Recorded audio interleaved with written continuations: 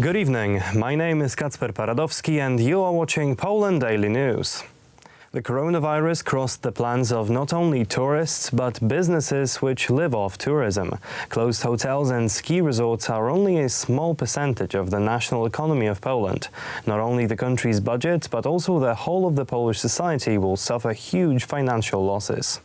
Alongside previously introduced restrictions, hotels, shopping malls and ski resorts will be closed starting December 28th. On New Year's Eve, there will be a curfew from 7 p.m. to 6 a.m. the following day.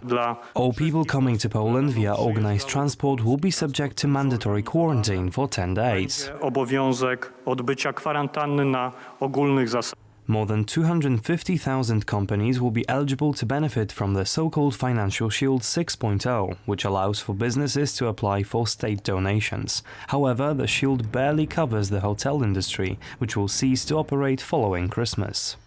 Nie będziemy mogli zarabiać nawet symbolicznej złotówki. We won't be able to earn a penny. It's a huge change because previously hotels could operate in a limited way, host delegations and such, and now the revenue will amount to zero, while the costs of keeping a hotel are enormous. Natomiast utrzymanie i koszty z tego tytułu utrzymania hotelu są ogromne. Other entrepreneurs also look anxiously towards increasing restrictions. Każde nowe ograniczenie.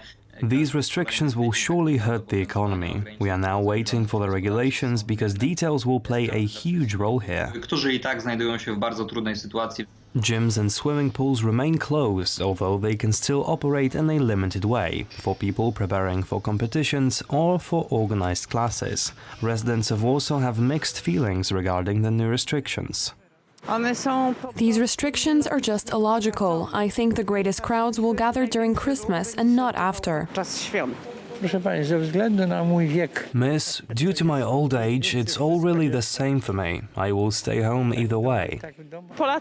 Honestly, I really don't like these restrictions, but for all of it to end, it's simply necessary. Jeżeli mamy po prostu wyjść z tej pandemii, tak, z tego wszystkiego, no to jest po prostu konieczne, tak?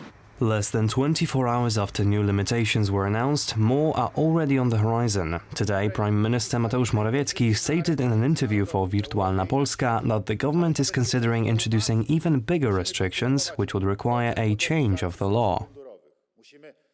Now, let's take a look at the most recent data on the country's epidemiological situation. The number of new infections in Poland has been fluctuating between 11 and 12,000 per day. However, still many deaths are observed. The largest amount of new infections in the last 24 hours was confirmed in Mazovia with over 1,400 and the lowest in Podkarpacie with 168. The total number of infections since the beginning of the epidemic has reached 1,182,864 and the disease has taken the lives of 24,771 in Poland. Columnist Rafał Ziemkiewicz was a guest of the Polska na Dzień Dobry program at TV Republika. Mr. Ziemkiewicz explained what motivations are really behind this partial lockdown and restrictions associated with it. Zaczynam hołdować powoli spiskowej teorii dziejów. This current wave of lockdowns, curfews being currently introduced in Western Europe, these are so sudden, unexpected and contradictory to the announcements. I am beginning to wonder if this is not a certain game to force societies to get vaccinated. This is indeed a big problem and will continue to be a problem because you can see that Poles do not want to get vaccinated. Że zaczynam się zastanawiać, czy to nie jest pewna gra. Polish striker Robert Lewandowski has been recognized as 2020's top player at the FIFA Football Best Awards. He won more votes than fellow nominees and football legends Lionel Messi and Cristiano Ronaldo. 2020 was undoubtedly the best year of Robert Lewandowski's career. The Polish athlete managed to win the European treble, the Champions League, Bundesliga and DFB Pokal, with Bayern Munich, topping the scorers charts in every one of these competitions. Lewandowski has been awarded the title for Best Striker and Footballer of the Year for UEFA.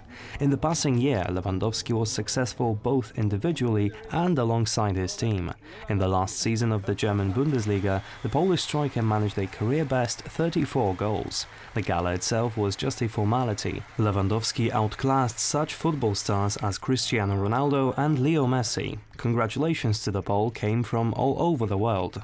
Congratulations to Robert Lewandowski on being named the best FIFA men's player in 2020. The best player in the world. Congratulations to Lewandowski, FIFA's best men's player 2020. Prime Minister Mateusz Morawiecki sent well wishes to the Polish star. Huge congratulations to the FIFA Footballer of the Year. Bravo, Mr. Robert. For me, as well as for many fans, you have been the best footballer for a long time, and now you have received this grand title confirming this. You are going down in history once again, the first Pole to be the best footballer in the world.